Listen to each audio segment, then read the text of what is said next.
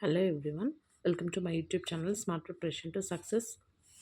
This is Divya. How are you all? I hope everyone are fine and doing well. So ఈరోజు topic వచ్చేసి ఏంటి అంటే why I started YouTube channel.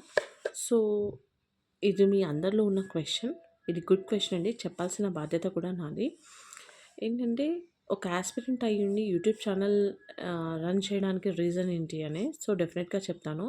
Before to that అసలు నా journey ఏంటో చెప్పాలనుకుంటున్నాను.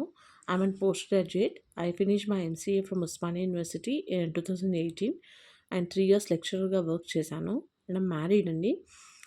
నాకు ఇద్దరు పాపలు. ఒక పాప వచ్చేసి 9th క్లాస్, ఇంకొక పాప వచ్చేసి యూకేజీ.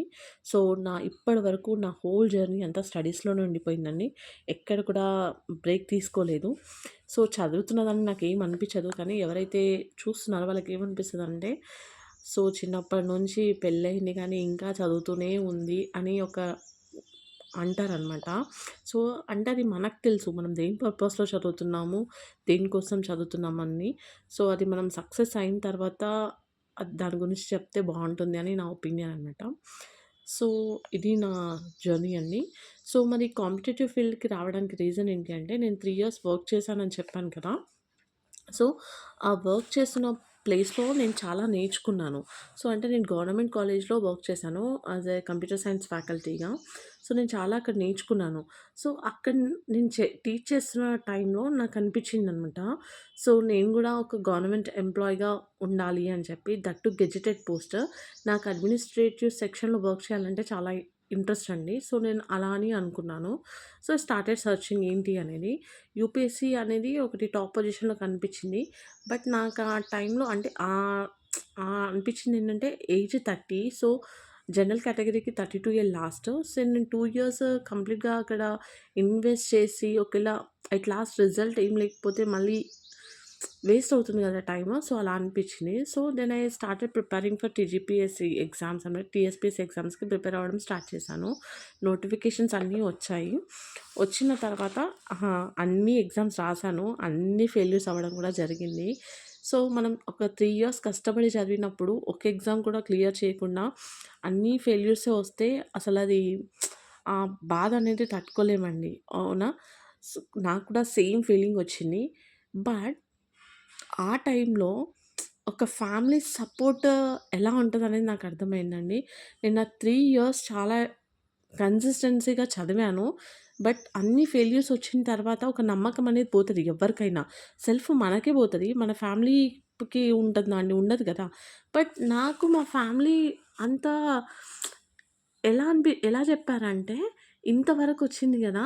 డెఫినిట్‌గా ఈసారి వస్తది అనేది కాన్ఫిడెంట్ వాళ్ళ దగ్గరుంది. నా నా దానిపైన వాళ్ళకే ఎక్కువుంది కాన్ఫిడెన్స్.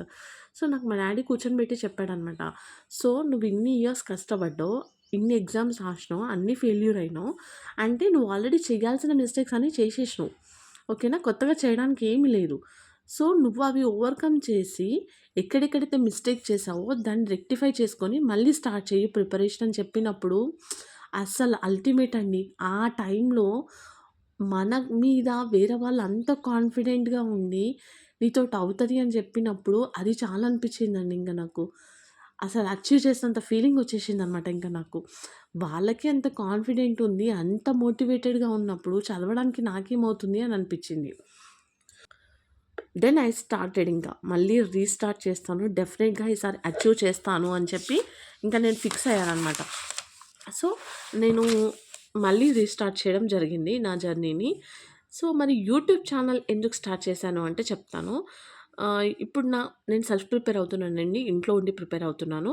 సో, నేనెక్కడ కోచింగ్ తీసుకోవట్లేదు. కోచింగ్ ఎందుకు తీసుకోవట్లేదు అనంటే, ఇప్పుడు ఎంత ఫ్యామిలీ చూసుకున్నా ఒక మదర్ రెస్పాన్సిబిలిటీ అనేది క్విట్ చేయలేమండి.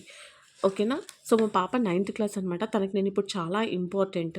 సో, నేనిప్పుడు కోచింగ్ అని చెప్పి బయటికెళ్ళడము అంటే తనకి రిస్క్ అవుతుంది. సో, నేను ఆ పని చేయదలుచుకోలేదు. సెల్ఫ్ ప్రిపేరే అవుతున్నాను. సో, ఇప్పుడు కావాల్సిందేంటి అంటే ఒక మోటివేషన్, ఒక కన్సిస్టెన్సీ అండ్ రివిజన్ అనమాట. నాకవన్నీ ఎక్కడ ద చెయ్యొచ్చు అనే ఆప్షన్‌ని వెతుక్కుంటే యూట్యూబ్ ఛానల్ బెస్ట్ అనిపిచ్చింది. ఎందుకనేది కూడా చెప్తాను. ఇప్పుడు కన్సిస్టీ అని చెప్పాను గదా!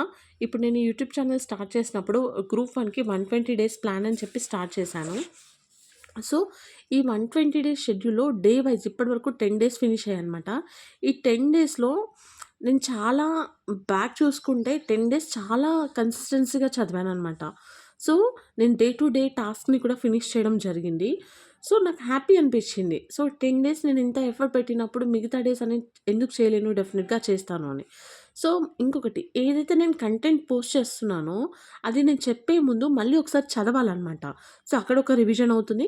ఏదైతే నేను ఎక్స్‌ప్లనేషన్ ఇస్తున్నానో, అది ఇంకొకసారి రివిజన్ అవుతుంది. సో, టాపిక్‌ని మనం ఇన్ని టైమ్స్ రివైజ్ చేస్తున్నప్పుడు, అది మనకి యూజ్ అవుతుంది కదా! ఇంకొకటి మనం టాస్క్ ఫినిష్ చేస్తున్నాము అనంటే, దట్ షోస్ అది ఇంకా మోటివేటెడ్‌గా అనిపిస్తుందనమాట. సో, డే వైస్ నేను ఫినిష్ చేస్తున్నాను టాస్క్. సో, డెఫినిట్‌గా ఇంకా చెయ్యాలి అని చెప్పి ఒక మోటివేటెడ్‌గా అనిపిస్తుంది మనకి. సో, కన్సిస్టెన్సీ ఉంది, మోటివేషన్‌గా ఉంది అండ్ నెక్స్ట్ రివిజన్ అవుతుంది. సో, ఇందుకు స్టార్ట్ చేశానండి నేను YouTube channel. Okay. This help me a lot అనమాట. అంటే అందరూ అనుకుంటారు. సో, యూట్యూబ్ ఛానల్ అంటే కంటెంట్ ఎడిట్ చేయాలి ఇదంతా ఉంటది అని. యెస్ అండి. నేను కూడా ఒప్పుకుంటాను. బట్ ఏంటంటే మన అన్నెసెసరీ కంటెంట్ మనకు అవసరం లేనిది తీసుకున్న పోస్ట్ చేశామనుకో అక్కడ టైం వేస్ట్ అయిపోతుంది మనకి. సో, ఏదైతే నేను ఎడ్యుకేషన్ పర్పస్ స్టార్ట్ చేశానో అంటే నాకు యూజ్ అవుతుంది కదా! సో, ఇక్కడ మనకి ఎలాంటి టైం వేస్ట్ లేదనమాట. ఓకేనా? సో, ఇదే అండి. అంతకు మించి ఏదో ఛానల్ గ్రోత్ ఏదో అని కాదు. జస్ట్ ఫర్ ఎడ్యుకేషన్ పర్పస్ అది నాకు యూజ్ అవుతుందనే దాంతోనే స్టార్ట్ చేశాను. ఓకే. సో, మీరు కూడా ఎవరైనా అంటే ఇప్పటివరకు అన్ని ఎగ్జామ్స్ ఫెయిల్ అయ్యి అప్సెట్‌లో ఉన్నారు. డోంట్ బీ అప్సెట్ అండి. Restart it again. డెఫినిట్‌గా సక్సెస్ అనేది వస్తది. ఎందుకంటే ఫెయిల్యూర్ నుంచి వచ్చే సక్సెసే ఫ్రూట్‌ఫుల్ అని నేను నమ్ముతాను. సో, అది డెఫినిట్‌గా మనం అచీవ్ అవుతుంది. చేయాలి కూడా. So, with smart work, with hard work and with consistency ఇవన్నీ కలిపితే డెఫినిట్‌గా సక్సెస్ అవుతాము. ఓకే. సో, ఇప్పటి వరకు అంటే ఎవరైతే నేను ఇందాక చెప్పాను కదా! 120 డేస్ ప్లాన్ అని. సో, దాని గురించి అంటే మీకు యూజ్ అవుతుందా? లేదా? అనేది ఒకసారి కామెంట్ సెక్షన్‌లో కామెంట్ చేయండి. నాకు కూడా కొంచెం మోటివేటెడ్‌గా ఉంటుంది. సో, ఆల్ ది బెస్ట్ అండి. Thank you.